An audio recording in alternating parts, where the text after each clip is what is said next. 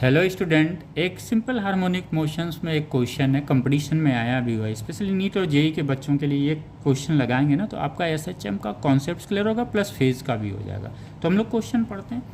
To body execute simple harmonic motion of same amplitude and frequency on parallel line. Parallel lines में क्या कर रहा है? SHM कर रहा है, राइट। सिंपल हार्मोनिक मोशंस कर रहा है पैरेलल लाइन में। They cross each another when moving in opposite direction. ये कहता है कि जब ये अपोजिट डायरेक्शन, सपोज अगर ये पार्टिकल इस डायरेक्शन में जा रहा है तो ये इस डायरेक्शन में सेकेंड वाला जाएगा, अपोजिट डायरेक्शन में मूव कर रहा है, वो भी सही हो गया।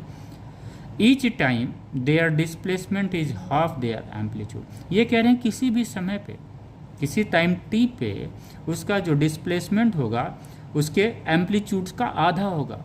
और क्वेश्चन में क्या दिया, वो दोनों जो बॉडी एग्जीक्यूट कर रही हैं उनका एम्पलीट्यूड क्या है? सेम है। यानी जो एम्पलीट्यूड हाफ इसका अगर होगा जिस टाइम पे, उसका भी हाफ होगा।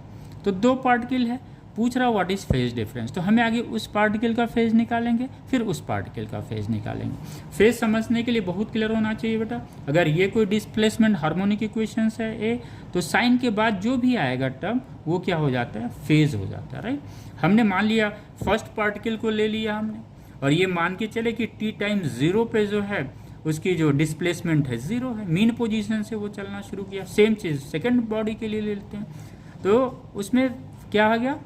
t इक्वल टू 0 पे हमें क्या इक्वेशन मिल रहा है? y equal to a sine omega t किसी टाइम t पे। अब ये ओमेगा टी क्या होगा? मान लीजिए पहली बॉडी है, उस पहला बॉडी जो एसएचएम में है वो ओमेगा टी क्या होगा? उसका फेज हो जाएगा। मान लीजिए उसका फेज φ1 है, तो आगे हम φ1 निकालते हैं पहले बॉडी का, फिर उससे हमें दूसरी बॉडी का मिल जाएगा। क्योंकि दूसरी बॉडी में दिखा रहा है उसके अपोजिट डायरेक्शन में है, यानी इसके जो मोशन में डिफरेंस आ रहा है कितने का आ रहा है? पाई का आ रहा है, 180 डिग्री का आ रहा है, राइट। जैसे कोई इस डायरेक्शन में जा रहा है, कोई उस डायरेक्शन, तो इनके बीच का एंगल कितना हुआ? 180 हुआ, वो तो क्लियर है।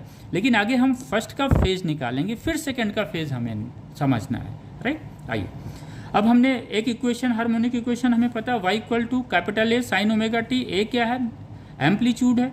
और ये कह रहा है किसी टाइम t पे, मान के चलिए इसका एम्पलीट्यूड कितना हो गया? हाफ हो गया, हाफ देयर एम्पलीट्यूड। a/2 रख दिए, ये कैंसिल हो गया। Sine omega t equal to half हो गया, it is sine 30।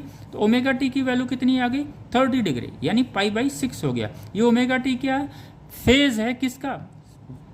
First body का है। सेकेंड बॉडी का फेज क्या होगा? चूंकि 180 पे है तो उनके बीच का डिफरेंस कितना होगा? 180 माइनस 30, 150 हो गया। सेकेंड बॉडी का फेज हो गया, तो फेज डिफरेंस कितना आ गया? 120 डिग्री। This is 2π/3 radian.